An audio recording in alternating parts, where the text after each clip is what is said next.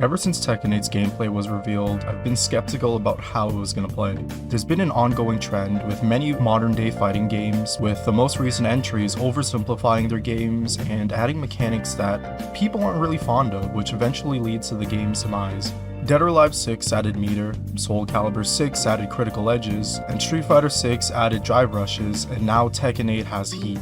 Just about every series has ruined themselves by lowering the skill gap between veteran players and casual ones. It always seems to happen when developers release one of the best games in their series, like they've struck the pin on the donkey by crafting the best formula for their game, and have got it completely spot on, but then the next one changes many beloved mechanics just for the hell of being different, and that's been the downfall of many other different franchises. But for today, let's see what's wrong with Tekken 8 and whether or not it's able to be fixed, while also seeing what Tekken 7 and other entries in the series did better that Tekken 8 devs seem to have forgotten what made the game so great along the way.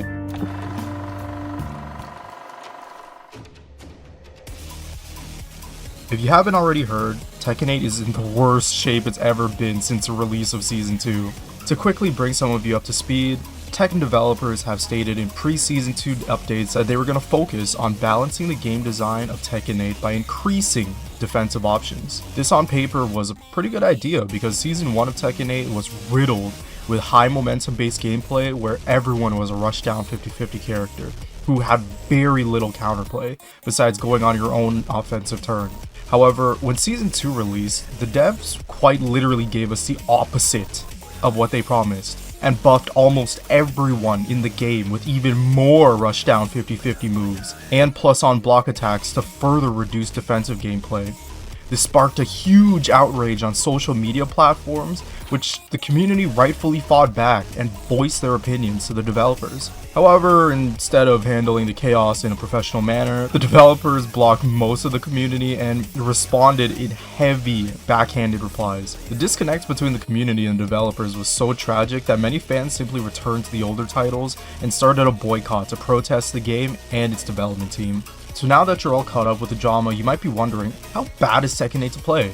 Well, depending on what level you're playing at, it's either quite fun or completely agonizing and painful. Lower experienced players are having a field day with their new tools and combos, but seasoned veterans are quickly realizing how limiting the game is because of its extremely unbalanced design. Some characters in the game have been buffed to near perfect positions, completely removing their past identities and over-tuning them into literal roulette wheels. So, unless you're playing exclusively top tiers, anyone playing a character they actually like is going to feel the massive imbalance when the top tiers they're fighting can do everything their character can do, but better and more. This is not what the Tekken series was known for, and it hasn't always been like this. In fact, it was in a near perfect state in its previous entry, Tekken 7. There's been a lot of hate for 7 since 8 released, and while some of it is widely false, not all of it is untrue. Tekken 7 started a decline in quality sometime around Season 3 when Leroy released, and balance patches like homing hell sweeps were implemented. Ever since then, Tekken 7 had nearly broken DLC characters releasing one by one, each nearly ruining both the competitive and casual scenes, along with including mechanics that no one really asked for or wanted, such as wall crushing and weapons. But what Tekken 7 did provide was a mostly balanced experience. We had players winning and making strong showings with some of the worst characters in the game. Offense and defense were nearly balanced, and movement was a necessity to master if you wanted to compete at a high level. This just isn't the case with Tekken 8, as poking is nearly non-existent.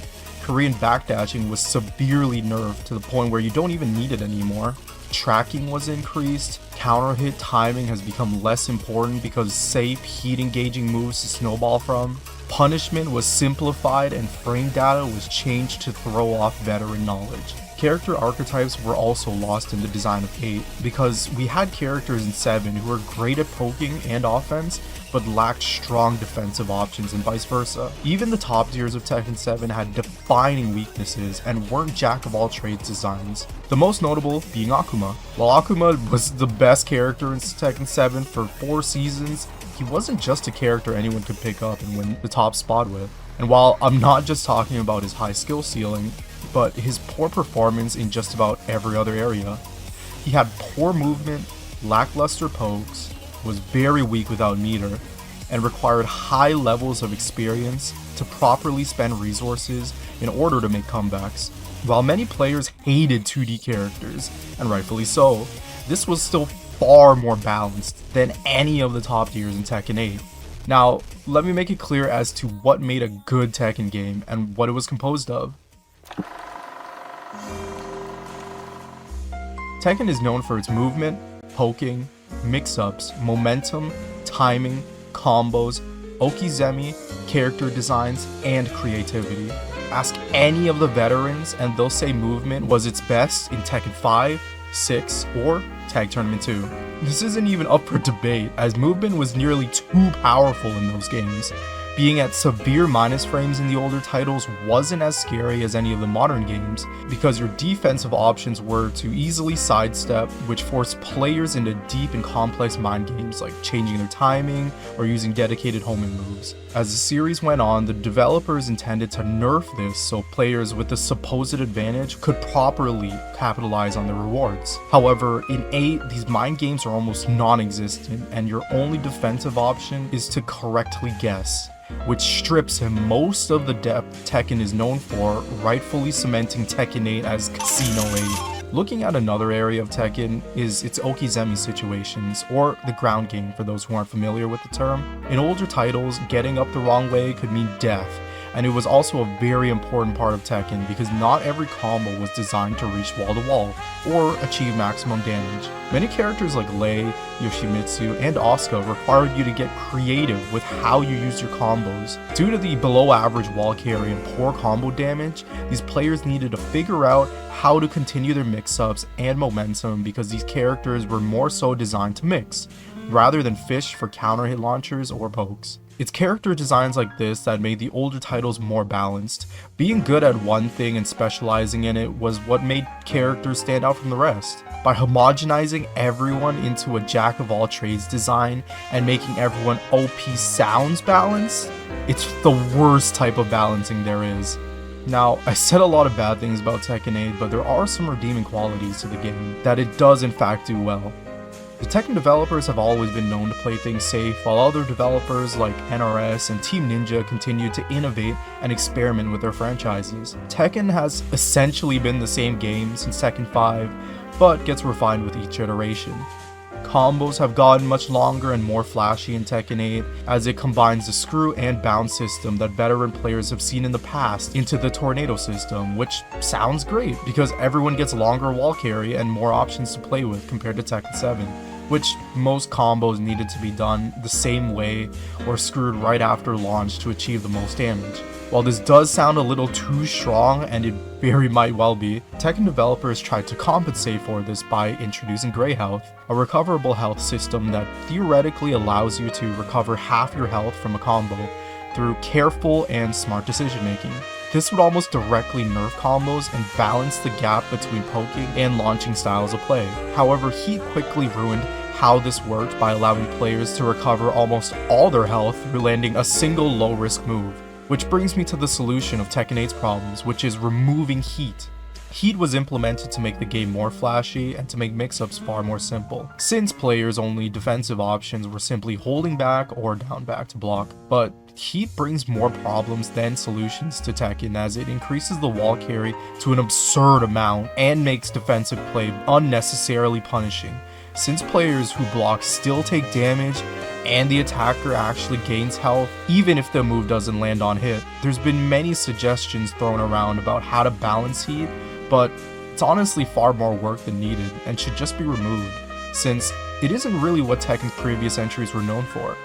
Pro players never needed more mechanics to make comebacks. In any of the older titles, a good player would have to earn their win through creative thinking and risk management. The addition of Heat was to simply make the game different from the rest, but this still won't magically fix the game. Tekken 8's mechanics and character balancing still need great attention.